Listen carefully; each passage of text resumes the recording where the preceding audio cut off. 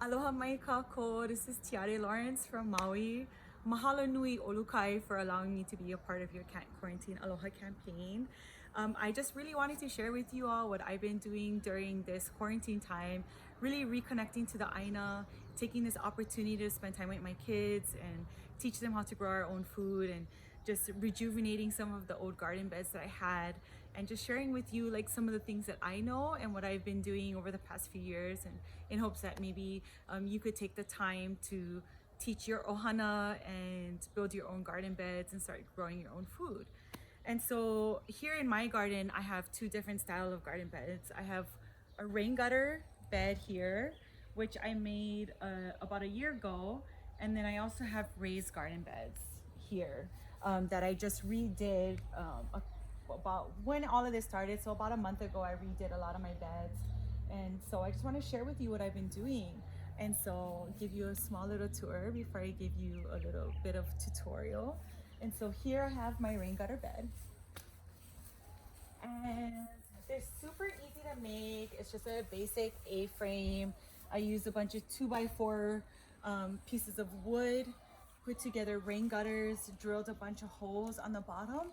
And I got my inspiration on Instagram, actually, on a strawberry farm in the continent. So all up here is strawberries. And then down here I have green onions and a bunch of different types of lettuces, some kale, more lettuce, and then just recently seeded some more lettuce here. And then on the bottom, what I did is, my daughter loves ornamental flowers, and so I planted a bunch of ornamental flowers in the bottom. But more so is because when you have a garden, it's really important to create a pollinator friendly environment. And so growing certain flowers will help encourage pollinators to come into your yard. And then what I do here in the middle of my rain gutter bed is I use this as a seeding area. And so I'll do all my starters here. As you can see, I have beans and beets and carrots and tomatoes there, more strawberries that are probably gonna get planted tomorrow, more lettuce. And so this is my rain gutter bed. And then come this way, I have my raised beds. And so I just redid these beds. These are my old beds, and then I upgraded. And so if you go to Home Depot, they sell these amazing cinder blocks, and they're really friendly. They come in 6-inch sizes, and so I decided to go up to 12-inch because there's certain root crops that I like to grow that need that extra space. And here I have like herbs. So I've got Thai basil, green onion. I've got some cilantro starting to come up, some rosemary. I planted some marigolds on the side here, like I mentioned earlier, because, you know, I want to create a pollinator friendly environment. I have bush beans there, some cabbage here, and some kale. As you can see though there, like my cabbage is getting eaten by bugs, and they're getting eaten by aphids and this caterpillar looking thing. And so I'm gonna share with you what I do to kind of help mitigate some of that issue.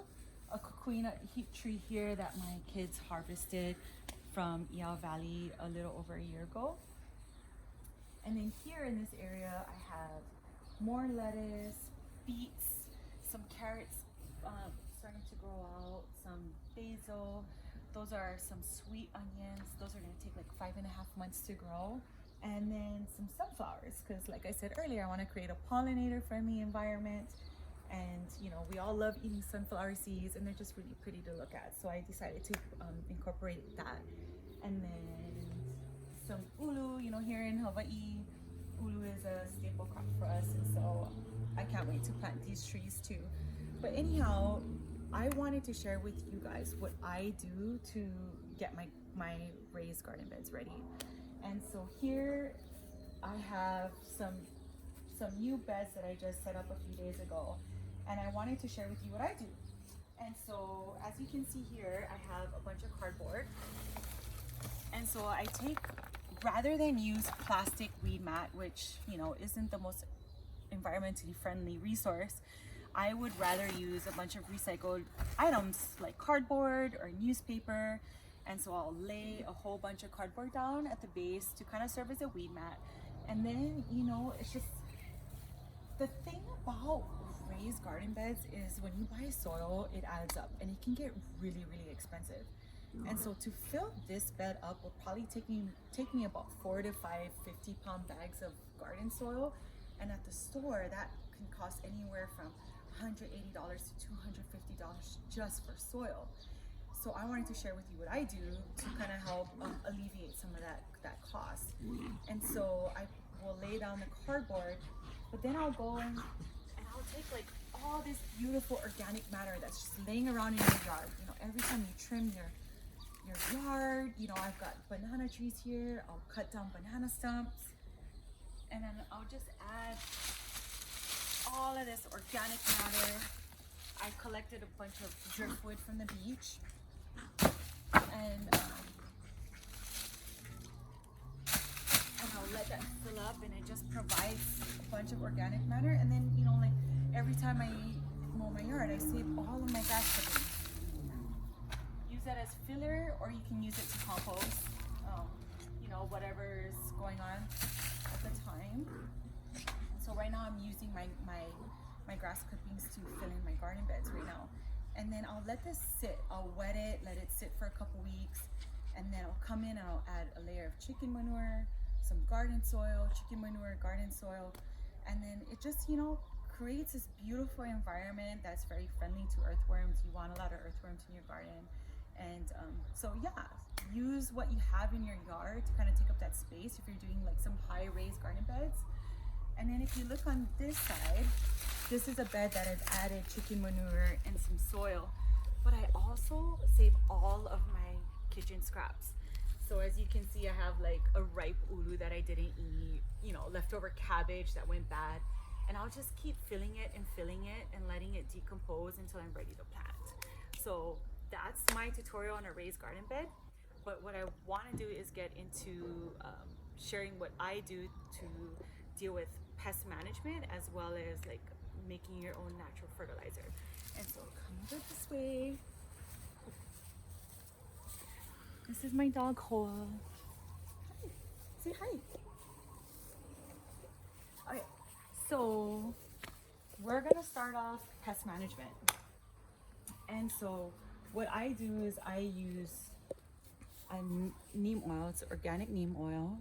Neem comes from India, and it's a great like a bug repellent, and help kill some of the aphids and stuff that comes onto your plants.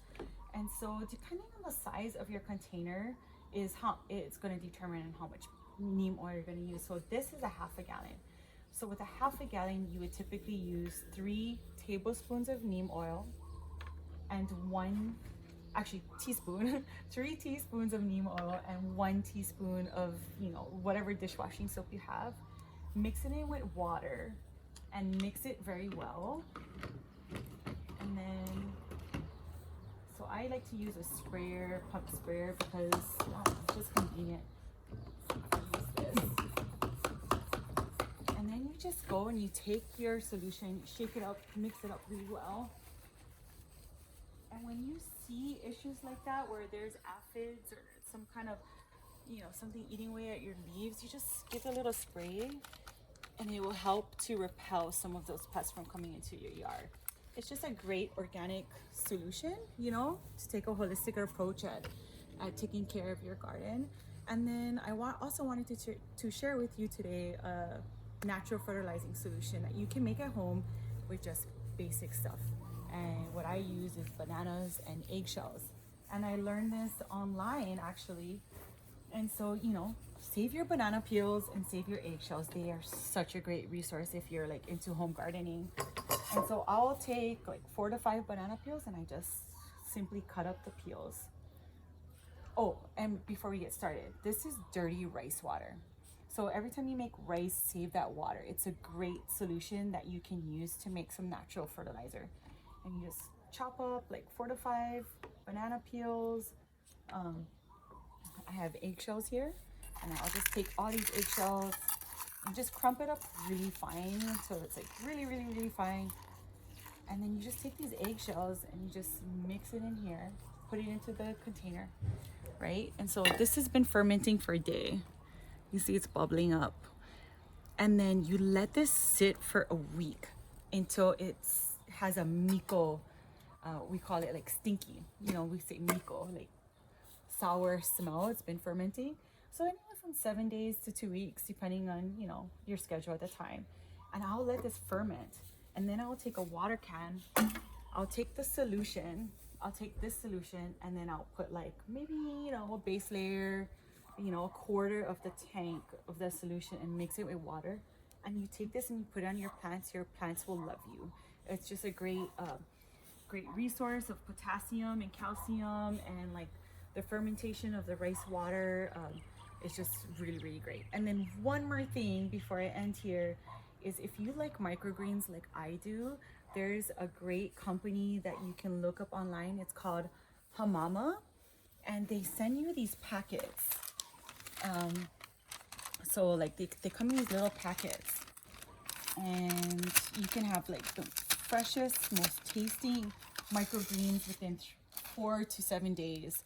And they come with these little packets, and all you do is you take it, you put a little layer of water, and this is what you get. So this is 6 days old. And these are beautiful microgreens that I'm gonna harvest tonight and I'm gonna make sushi rolls with.